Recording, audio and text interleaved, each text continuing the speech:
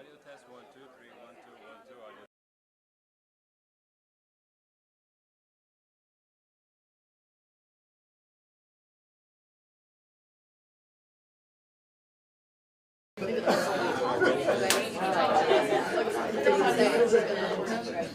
You're listening 1 2. Did he say that Bourbon was going to open? They were getting your toes down. You're listening. Right, listen.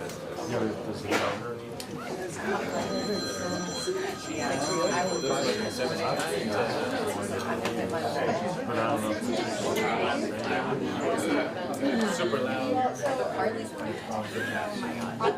When the only person is down. According to official Well, they're probably safe. I literally was just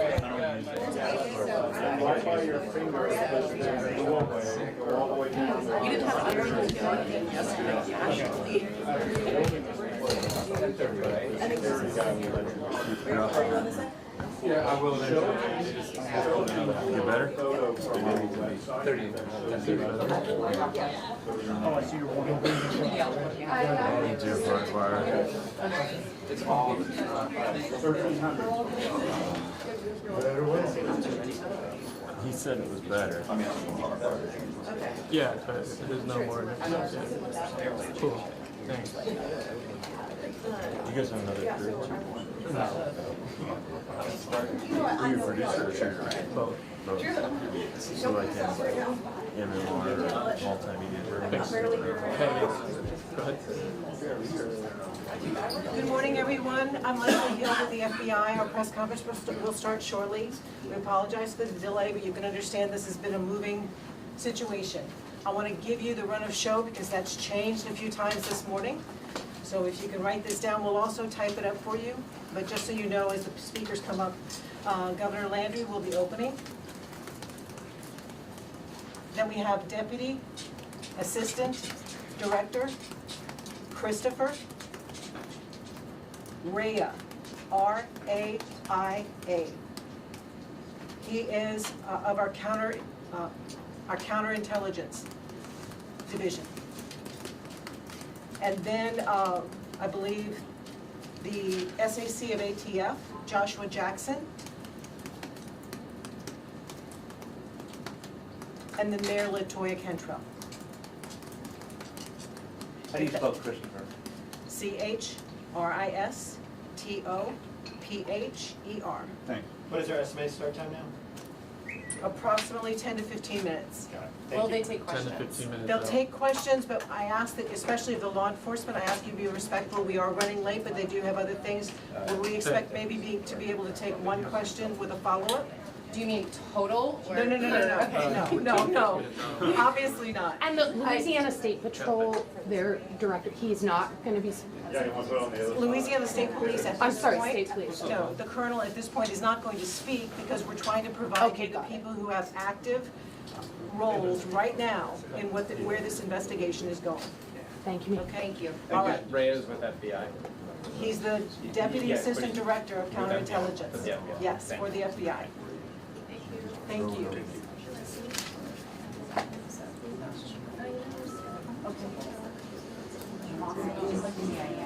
Colin, you want me to drop channel 2? Channel 2 is my shotgun.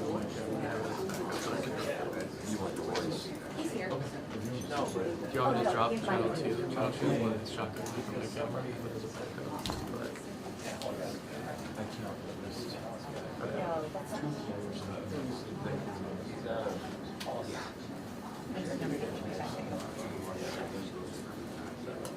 Yeah, no, sorry. So I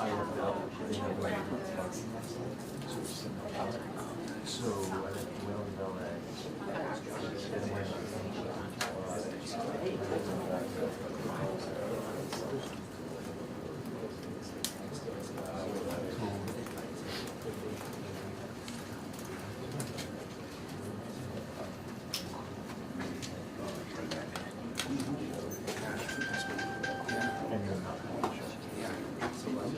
With a backup.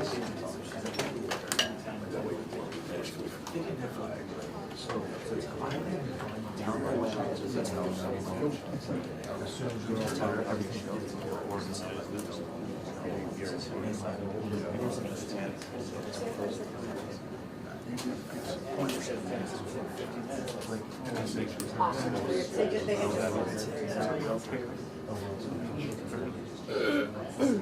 They know ones that don't pretty much. Okay. If you need me to bring it. Yeah, would you? Yeah. So.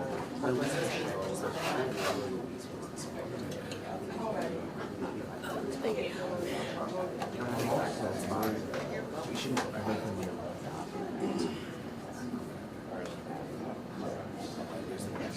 Yeah. We're just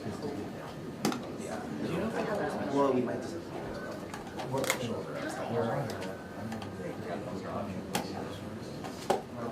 you can talk.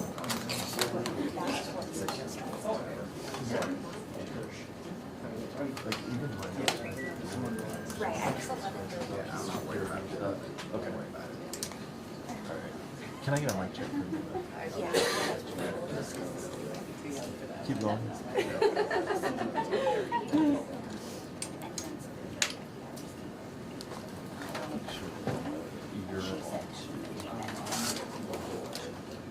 How much tape do I have? Thank you. 39 minutes. Let's clear some space off.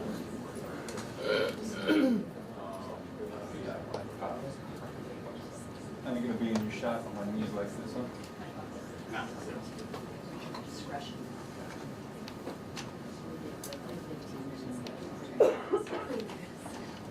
30 years more.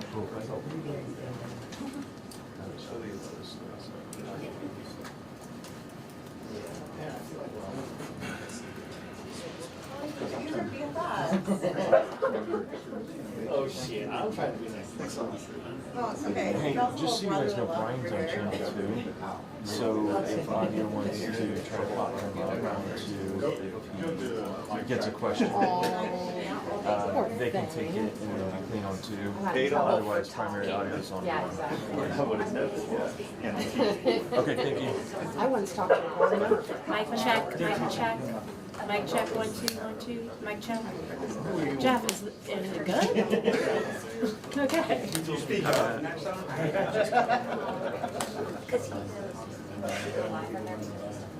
I was hoping you would say. Oh yeah, I just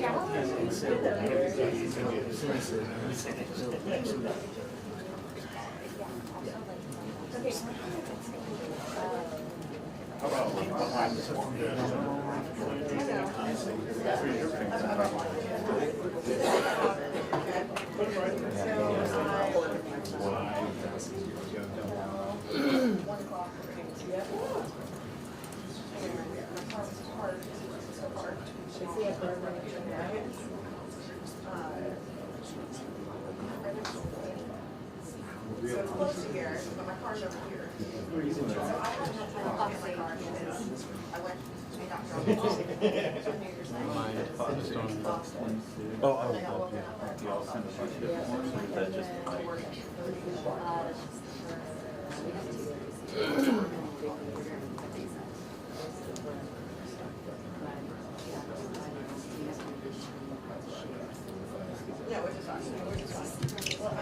It's always good to have a backup too. So they just take it back. In case one fixed. I never trust him. Stand up there with the focus. So I kind of need somebody to stand in there. I don't know what it is. What's that? No. What's the scale? I don't know. This land, I would think he's gonna do TV down in front of I'm just kicking myself. I didn't go down there this morning. I was making my editor want to make calls, but I should have just gone down there to catch him when he came off of the stand-up.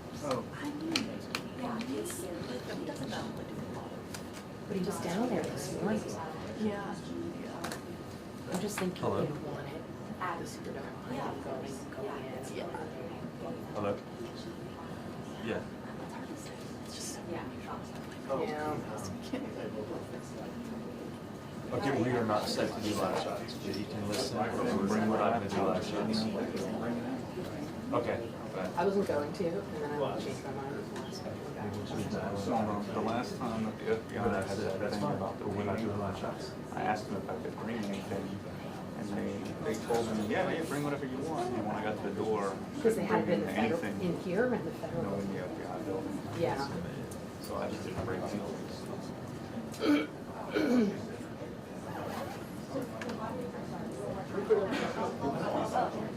Is that true, guys? Can you read that? Well, it's always a trade-off, because then you want to get at the end and chase after you.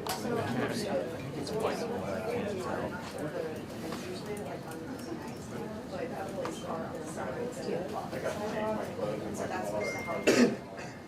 Young lady in the gray. Can you just stand there so we can get a focus? Thank you. Hello, everyone. I did get mistaken earlier for being part of the governor's office, but I'm not. I'm not. I'm not. Thank you so much. All right. Thank you, everyone. That get me right.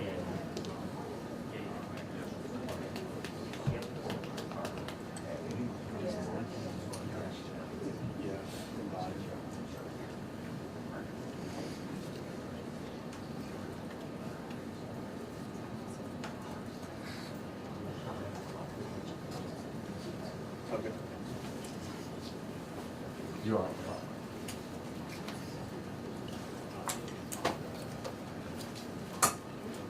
Do I have the other ones?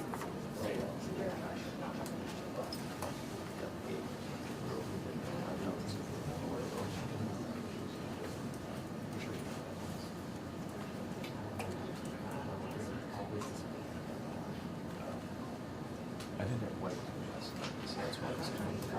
Oh, you did?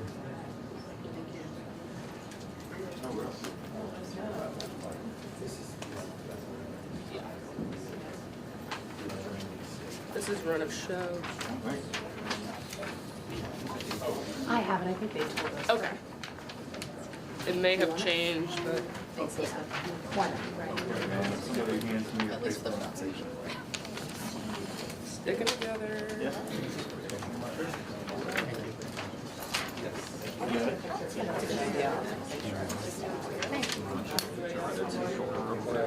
It's run of show. As long as you get my good short. Just the bad shoulder. Everybody good? You okay? I'm good. What live you on, Jay? One.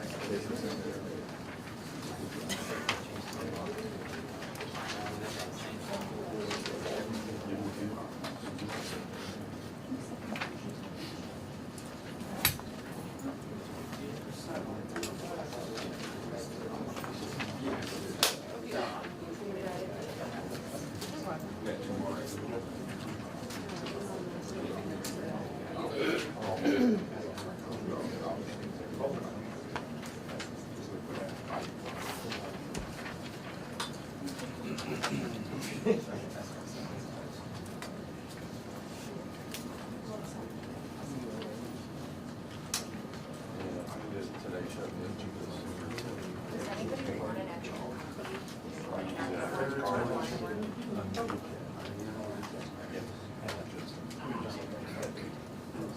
Ask away. Yes.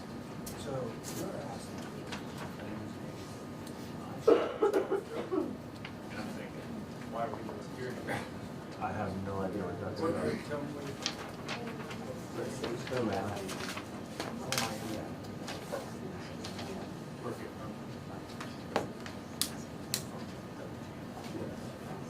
I have no idea. That's the best. Sorry. Well,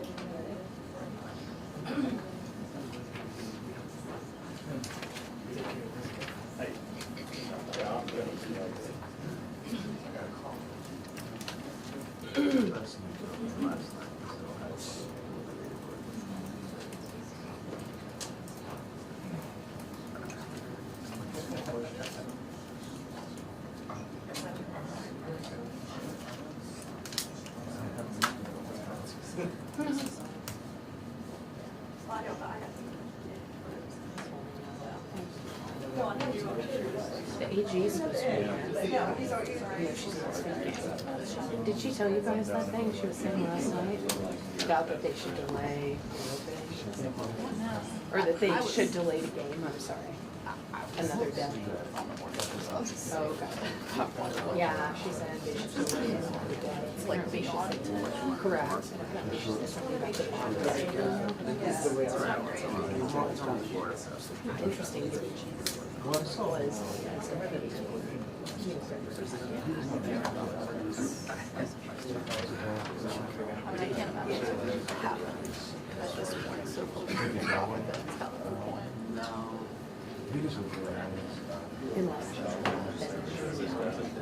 Fourth things.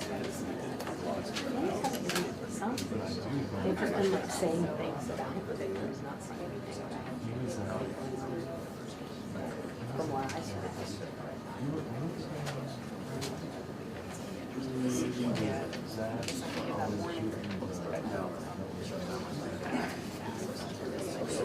2-minute warning.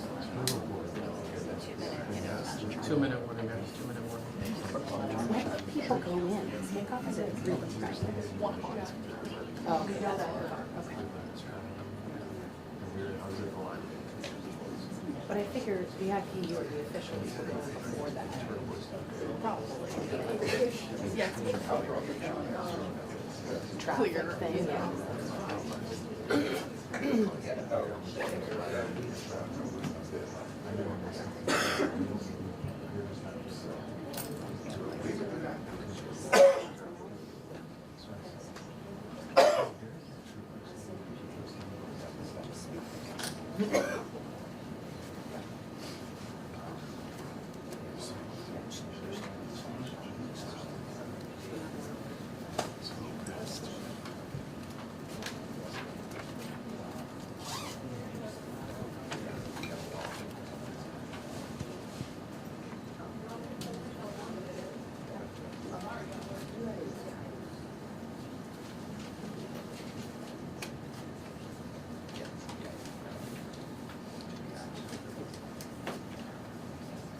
Oh, I noticed on that sheet, they didn't have Latoya with the capital C.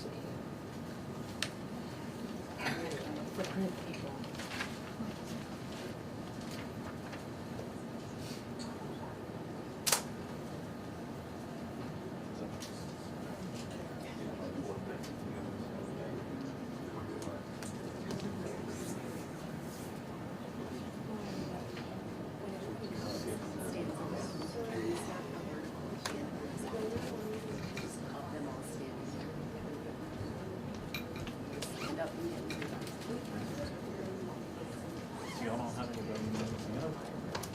Permanently, no, but we had a sports reporter here, so he was out yesterday morning when I came. I'm in Houston. Yeah, I heard you. Yeah, I laughed because I at the door asking what my camera was. I'm the only one left in the period. I was just like, yeah, yeah, how you gonna do your work? I said, well, plan, take a photo with my phone, and take notes. Well, what they used to say in Texas was one riot, one electricity. So in a pinch, everybody's got to be like that these days. It's not a pitch anymore.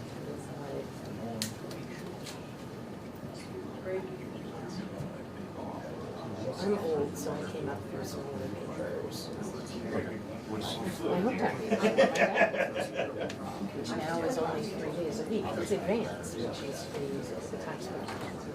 Yeah, we heard that. Aren't they owned by the Yeah, you're right, they are. But they're still, they're not big anymore, right? I don't think so. Yeah. I could be wrong. No, they still have friends. Is it 3 days a week maybe? Because they went to 3 days a week when they were advanced. And I was at one that was once a week, which that was the best time.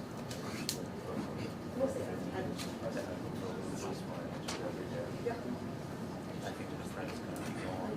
When you think about it, it's too slow.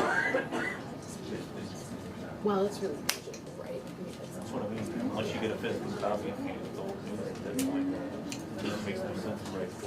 You can, you know. Well, like features, things that are standalone, that you want to go back to and look at it for like reference. But not with the staff, you have. Right.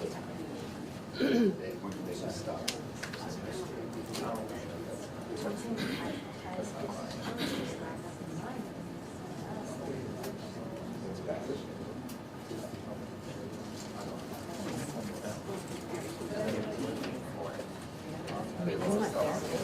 He's not. It says you was on. The black horse isn't bad. It's just.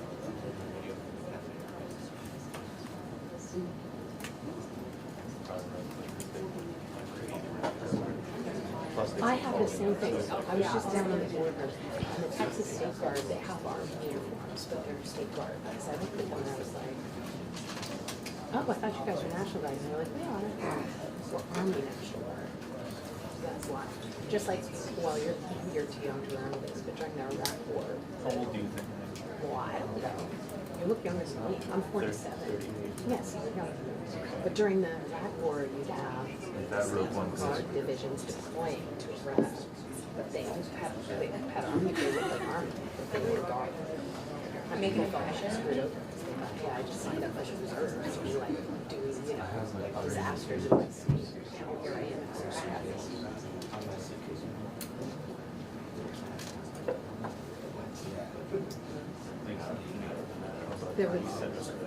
There was a guy from he was from Utah. Essentially, Here we go, guys. Here we go. Yeah, here we go. right here. Here's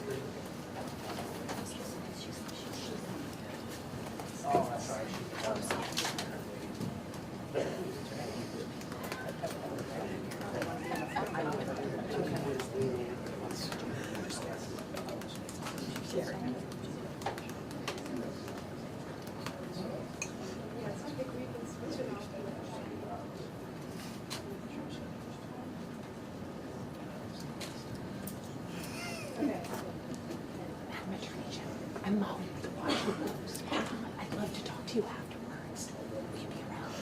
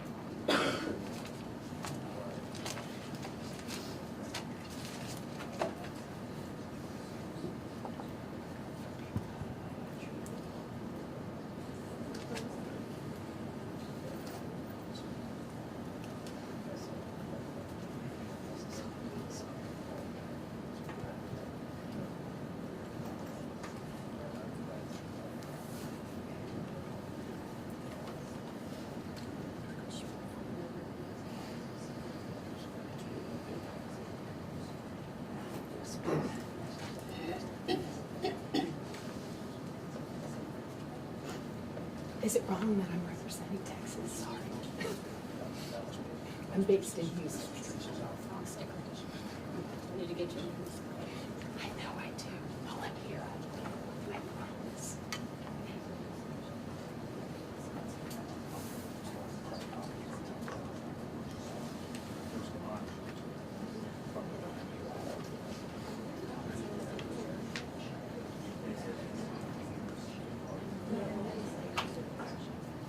I was happy to see Texas is assisting this investigation.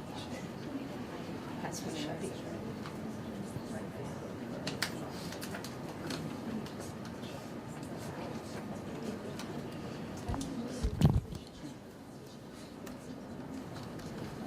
Okay. Keep an eye on Teams. Sorry about that, guys.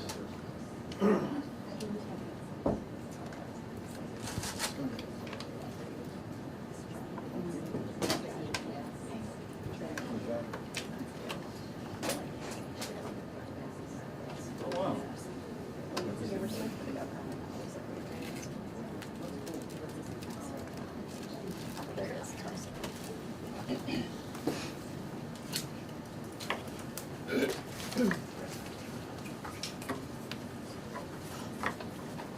All right. Y'all all ready? We good? All right, well, good morning. I first want to start off by reminding the citizens of Louisiana that as you travel around the state, you will see the flags of all state buildings at half-mast in honor of those lives that were lost in this horrific act of violence. I also think that it's important to remember that what happened yesterday was akin to those who are old enough to remember jigsaw puzzles. And that you would take a 1,000-piece jigsaw puzzle and you empty the box and you've got to start sifting through those pieces. And you want to start, if you're real good, you start at the corners, right? Try to put your corners together. And from yesterday to today, over 1,000 law enforcement agents and officers, men and women, have been poring over countless amounts of data, of videos, of surveillances, interviews, tracking down every possible lead that came to us, whether it was the New Orleans Police Department, the Louisiana State Police, the FBI, or our other federal agencies. Also yesterday, I issued an emergency declaration. That declaration was meant to streamline resources and communications between state, local, and federal partners. And we're seeing the results of it. I also would like to remind everyone that what's going on in this city and this state is twofold. We've got an active criminal investigation going on, while we're also continuing to secure the city in preparation for 3 o'clock kickoff time for the Sugar Bowl. With that, I would also remind those who are in the city that as far as state resources are concerned, we have the Louisiana State Police, the Louisiana National Guard, which was part of that emergency declaration, which allowed us to put an entire MP company on the ground. Those become force multipliers, is what we call that in law enforcement and the military. That helps to add to the resources that we have. Wildlife and Fisheries, the Department of Corrections, DSF, DHS, our Veterans Affairs, our Probation and Parole, all state agencies. Any state agency who has post-certified officers are here in this city to help secure the city. And so with that, I would like to turn it over to Christopher Rea, who is the Deputy Assistant Director of the FBI's Counter and Terrorism Division. Chris? Thank you, Governor Landry.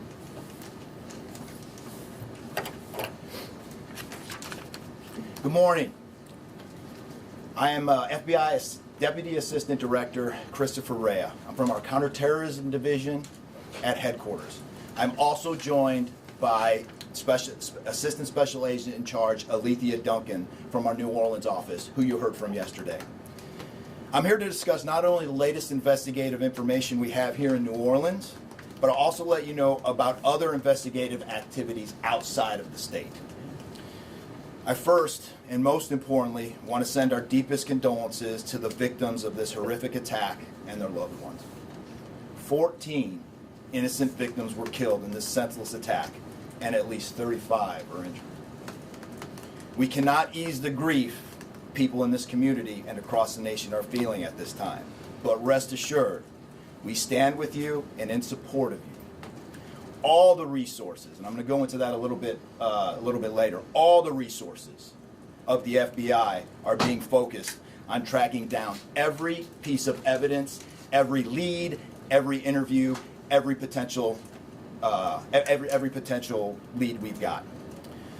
While I won't be able to answer all your questions today, my goal is to be as forthcoming as possible with you on what we've uncovered so far. First and foremost, let me be very clear about this point. This was an act of terrorism. It was premeditated and an evil act. This was obviously a critical incident, and with that, lots of information and tips come pouring in from law enforcement, first responders, and the public. We have been aggressively running down these tips and information. As you all know, that takes time, and we will continue to do so until every lead has been followed through on. This investigation is only a little more than 24 hours old. So I ask you to keep in mind that as I go through some of the specifics later. But at this point, currently, and this is another fact I want to be clear on, we do not assess at this point that anyone else involved in this attack except for Shamsa Din Jabbar, the subject you've already been briefed on. A little bit about what the FBI is doing. So we are surging people and assets to the area from across the region and across the nation. Special agents in multiple field offices across the country have been deployed and are assisting with potential aspects of this investigation and following up on every lead. Additional teams of special agents, professional staff, and victim specialists continue to arrive to provide more investigative power and assistance to the victims and their families. We have also forward deployed a number of our critical incident response group assets, including members of our hostage rescue team, special agent bomb technicians, and crisis management coordinators. In addition, we have deployed more evidence response technicians to continue to process the various scenes that we have.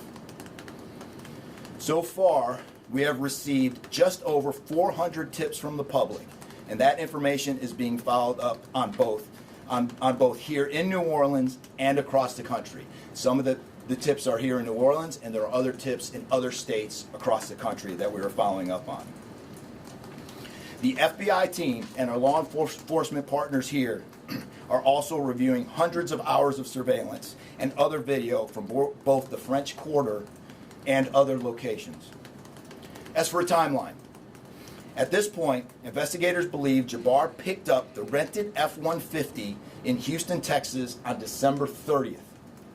He then drove from Houston to New Orleans on the evening of the 31st, and he posted several videos to an online platform proclaiming his support for ISIS. There were 5 videos posted on Jabbar's Facebook account, which are time-stamped beginning at 1:29 a.m. and the last at 3:02 a.m.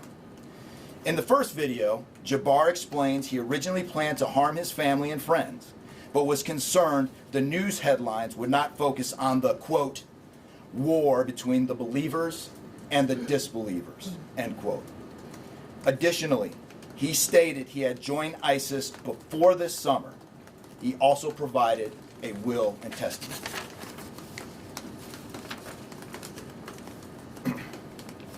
FBI and FBI, we have a couple different scenes at the location. We have released the scene at Bourbon Street. That scene has been released. We also have a scene off of Mandeville Address, where we are currently searching that scene right now. FBI and ATF agents have secured that house, and that location is being searched for potential evidence. On New Year's morning, Jabbar opened fire after ramming through a blocked-off area of Bourbon Street, used his truck as a weapon to run over the victims. Teams of specially trained victim specialists, again, as I said, are on the ground here in New Orleans, assisting survivors of the attack and loved ones of the deceased. We do not believe the public is in any danger around any of these locations. 3 phones linked to Jabbar have been recovered, and digital media exploitation is a priority to see what is on the devices and determine if there are any other potential leads. Additionally, we have recovered 2 laptops and are currently reviewing them for any potential leads. Those laptops were recovered at the Mandeville address.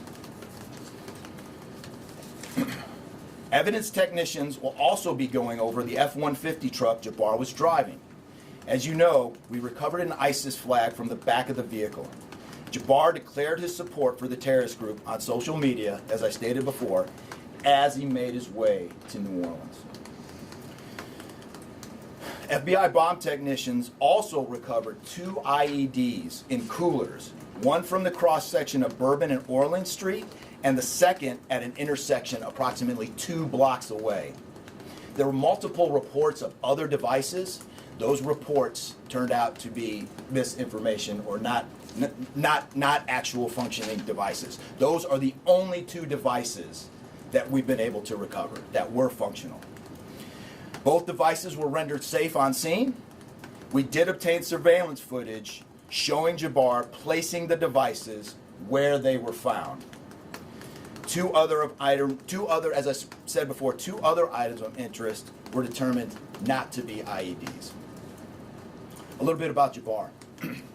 Jabbar himself was born in the United States and is a U.S. military veteran.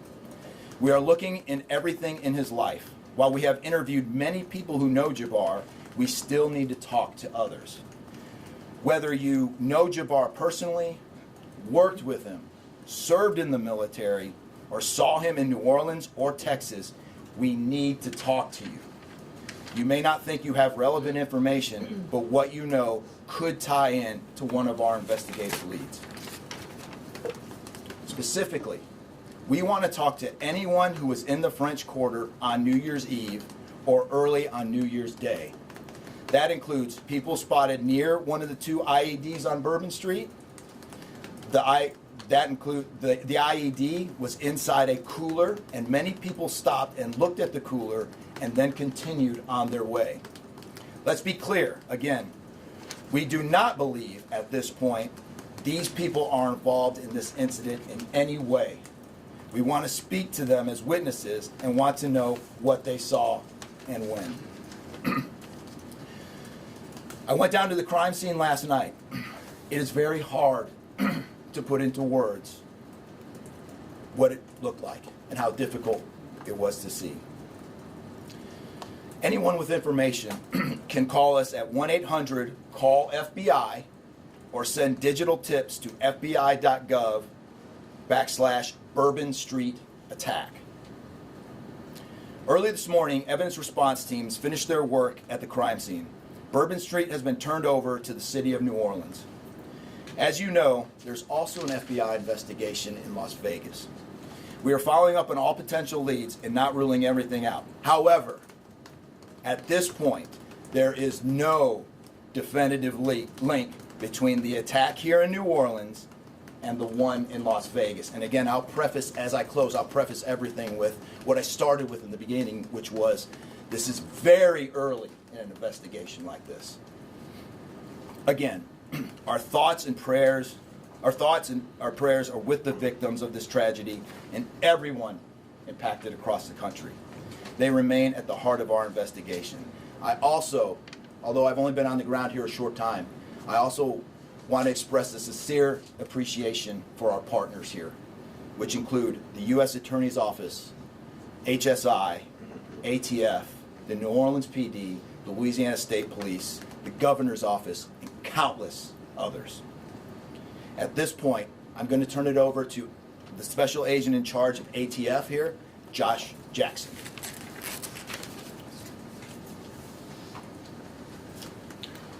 Hey, good afternoon. As stated, my name is Joshua Jackson. I am the Special Agent in charge for the ATF New Orleans Field Division. And ATF's primary mission is preventing, reducing, and solving violent crime throughout the United States and abroad. Solving part is the focus of this investigation. ATF resources that have been brought to bear to the city and to focus with our federal, state, and local partners have been our national response team. We spoke about the scene that's still being processed now. The national response team of ATF is a team of certified fire investigators, certified explosive specialists, fire engineers, electrical engineers. These folks will give us additional investigative leads to help the investigative team identify what happened at the location in Mandeville and identify how that fire started and move the investigation forward from there. Additional resources that ATF has brought to bear into the city. There's our ATF Special Response Team. This is a tactical team capable of handling any sort of enforcement operation. This team is deployed, on set, and ready for the Sugar Bowl today. This team is also made available to the Louisiana State Police and also New Orleans Police Department to assist with any efforts that they may have during this period. Additional resources, as the governor alluded to, he executed executive powers and had an emergency declared to where ATF was able to tap in to Emergency Support Function 13 resources. This allowed us to bring additional explosive detection canines so that we can safely sweep the city and safely sweep the Super Bowl in preparation for the game today. These resources will still be in the city as we lead up to the Super Bowl and Mardi Gras. These type of ATF resources will be here. The last resources the ATF has brought to bear, and probably the most important one, is our victim witness coordinators. These folks come in and they provide resources to the victims and the family members that have suffered greatly during this tragedy. The entire city hurts, but the victims and the family members are in need of resources and care long after this investigation wraps up. This time next year, it'll be hard for the families and friends who suffered during this event. So our victim witness coordinators are working with the FBI, the City of New Orleans coordinators to provide resources to these folks out here. And as we move forward, ATF will be committed. We will work with the investigative team moving this investigation forward, but also we'll be here to make sure the city is safe and prepared as we move into the Super Bowl. And with that, I'm going to turn it over to our mayor of this great city, New Orleans. Madam Mayor. Thank you so much. Well, good morning once again. And I just want to just echo my thank yous to the unified command of our law enforcement partners and at every single level, federal, state, and governor. Governor, thank you for your partnership. Thank you. I also want to thank the residents and the visitors of the city of New Orleans for your patience, for your support, and most of all, your prayers. Our hearts and prayers continue to go out to the victims' families, and the city of New Orleans, we're resilient. And as I stated on yesterday, my focus in terms of a priority has been on our victims. As you heard, that yes, the FBI was able to clear Bourbon Street. And what that meant also for me in this city was that we were able to remove our victims, identify them, and notify their families. Real reverence. They mattered, the families matter, and matter to the city of New Orleans. In addition to that, I want to just thank again our federal partners in Washington listening to my plea personally for the additional resources to allow for the scene to be cleared, and again, attending to our victims. I walked by each one, and I did the sign across in my own way, because reverence, again, is important. So while we have been able to have Bourbon Street returned back to the city of New Orleans, and the due diligence has been done, that then allowed me to give the go-ahead to begin the cleaning of Bourbon Street. That started happening in the morning about 2 a.m. It was completed before 8 a.m. this morning. But that has really set the tone, I would say, and with the confidence that I have in the law enforcement partners, all of the resources that have been activated, how we have made sure that safety continues to be our top priority, how our assets have been deployed strategically, again, for the safety and the protection of our visitors and our residents in the city. And because of that, the confidence is there to reopen Bourbon Street to the public prior to game time today.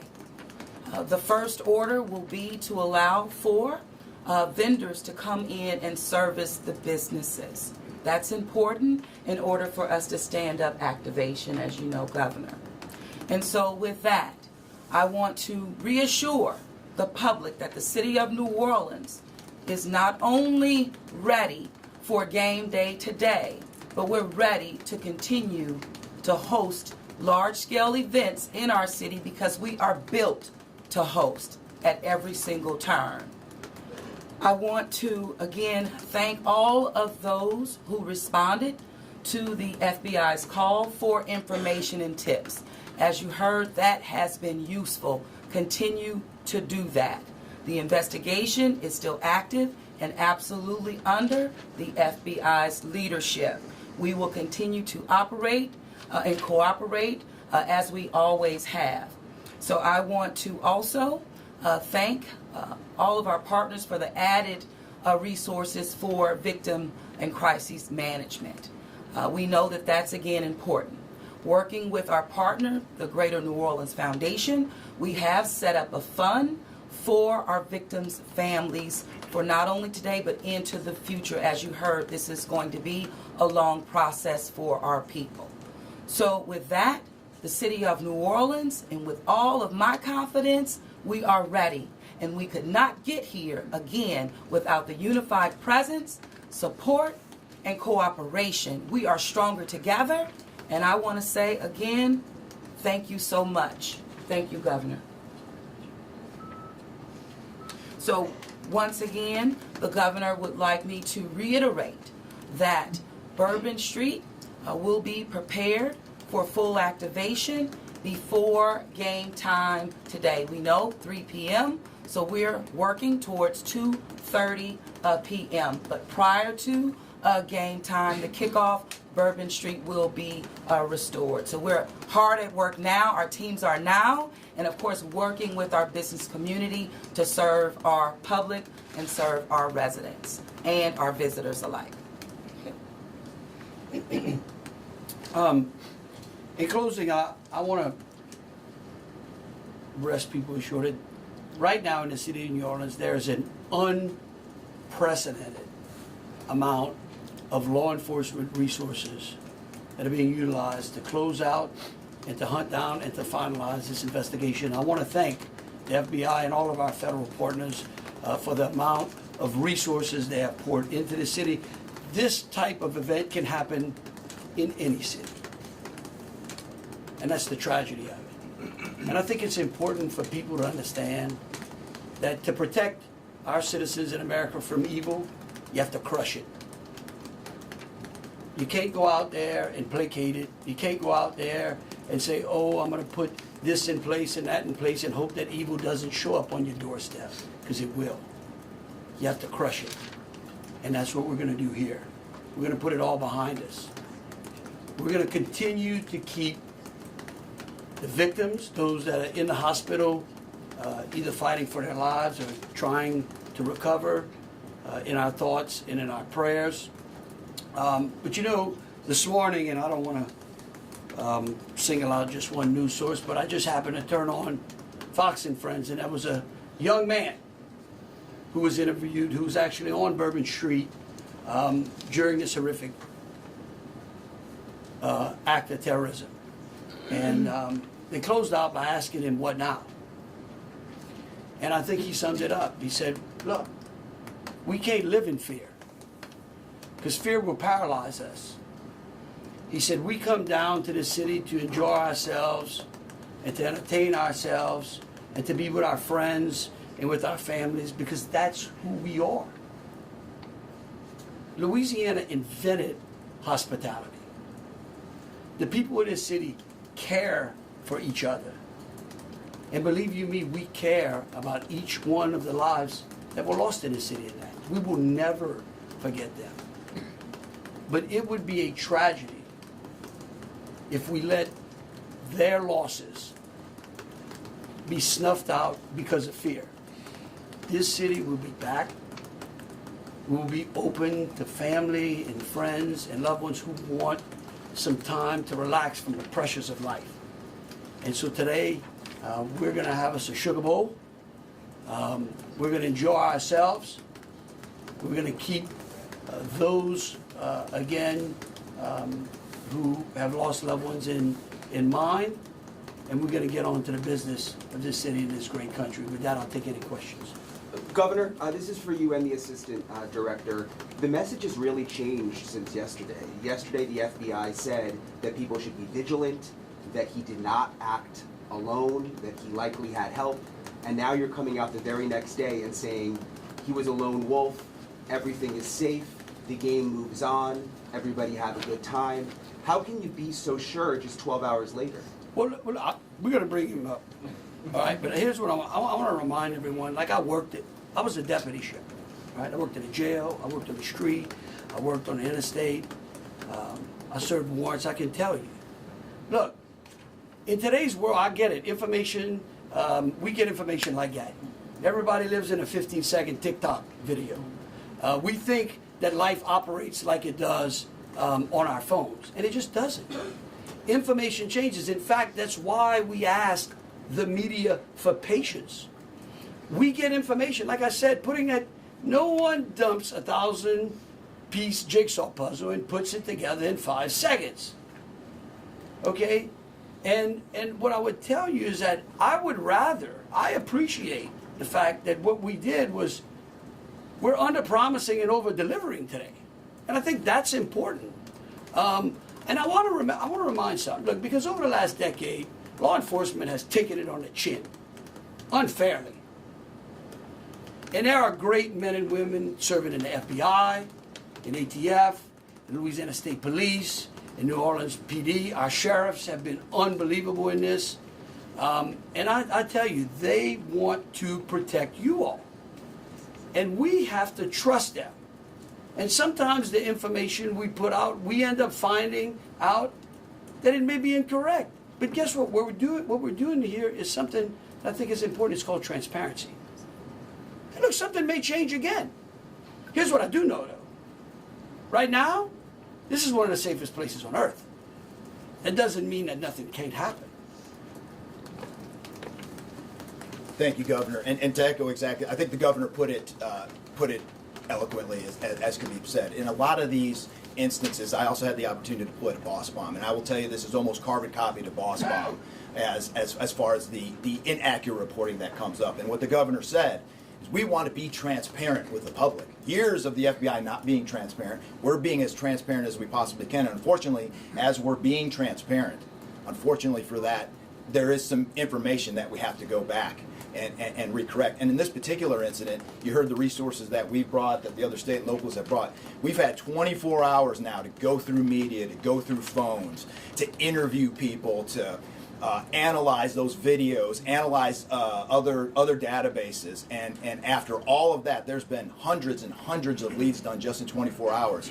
We're confident at this point that there's no accomplices. And I'll give you an idea of how that information sometimes, a lot of the early reports came out that there were extra people that were setting the coolers down, right?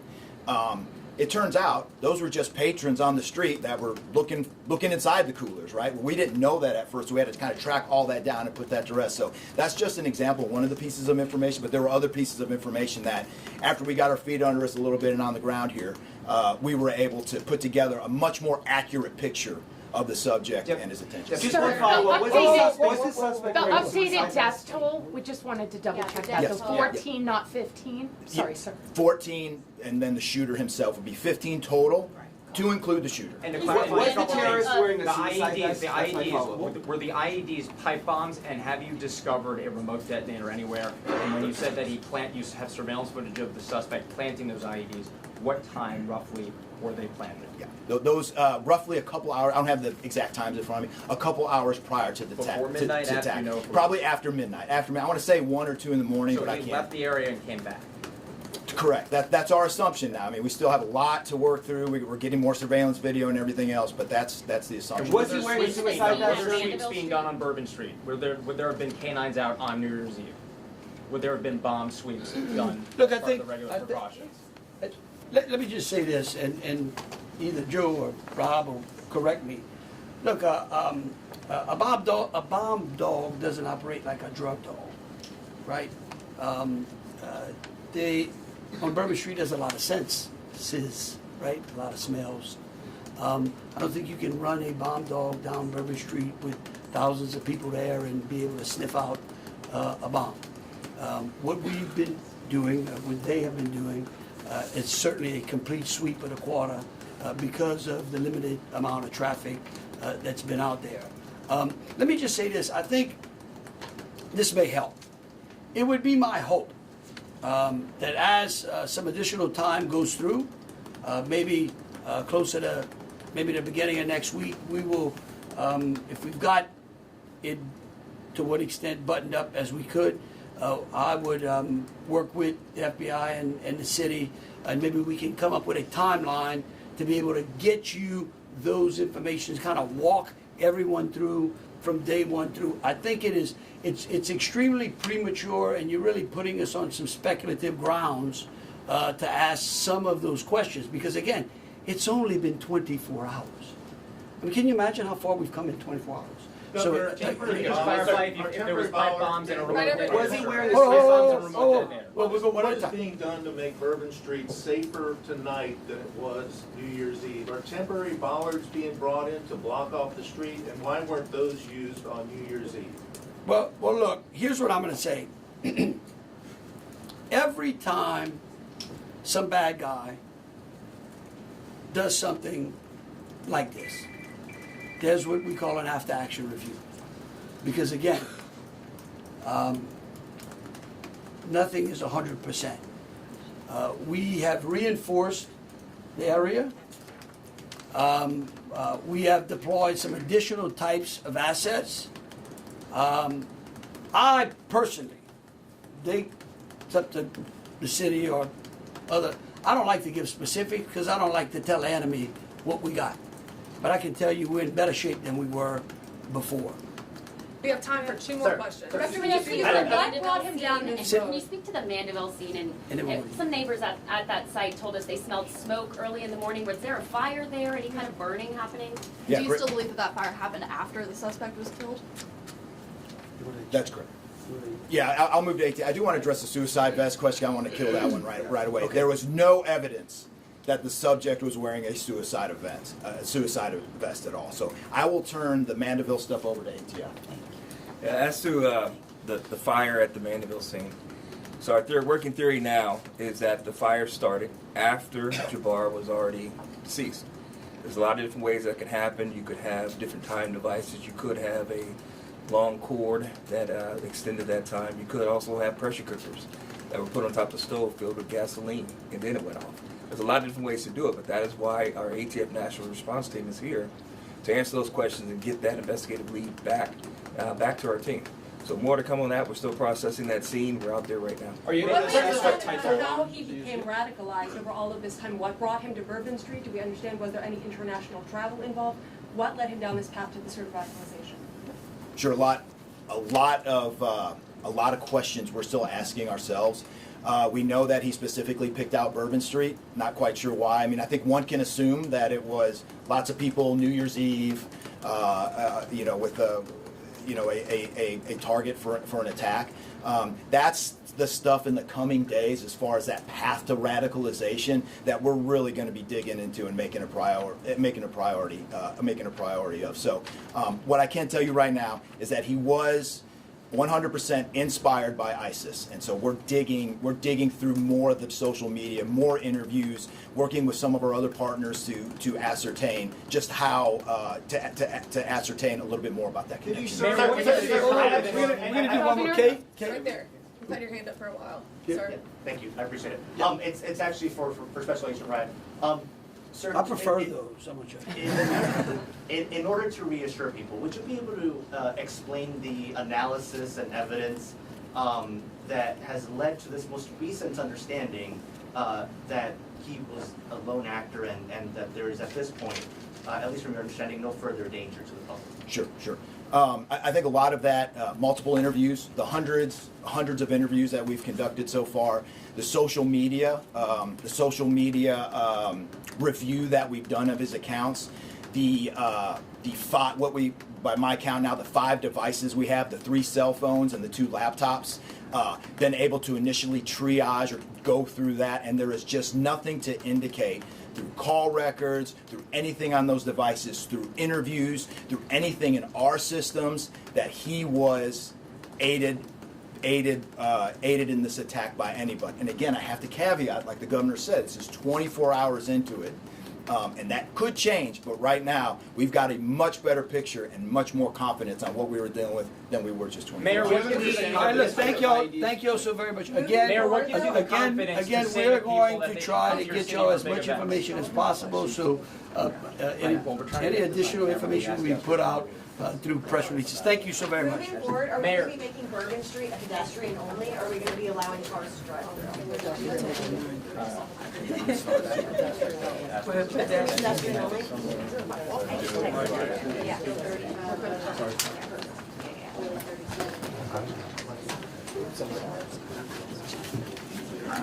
No, you good?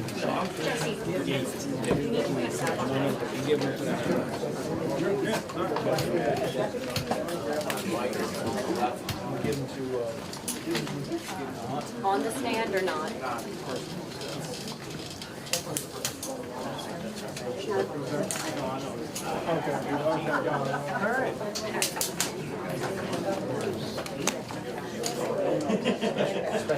No,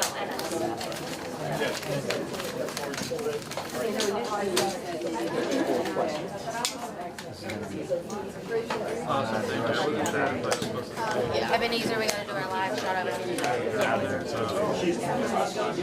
Okay, do you want to just hand me a mic and tell me what I have to do to turn on? It's 30 seconds to the show. I don't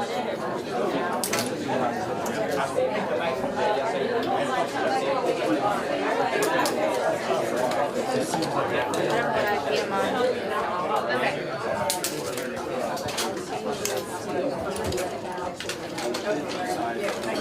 Okay, we're in the show.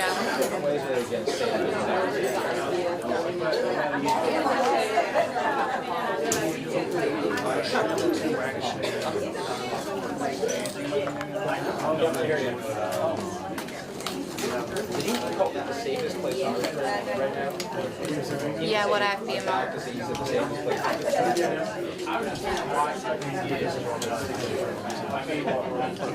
I'm obviously on 2 because she's talking to me on 2. Okay, we're on 3 now.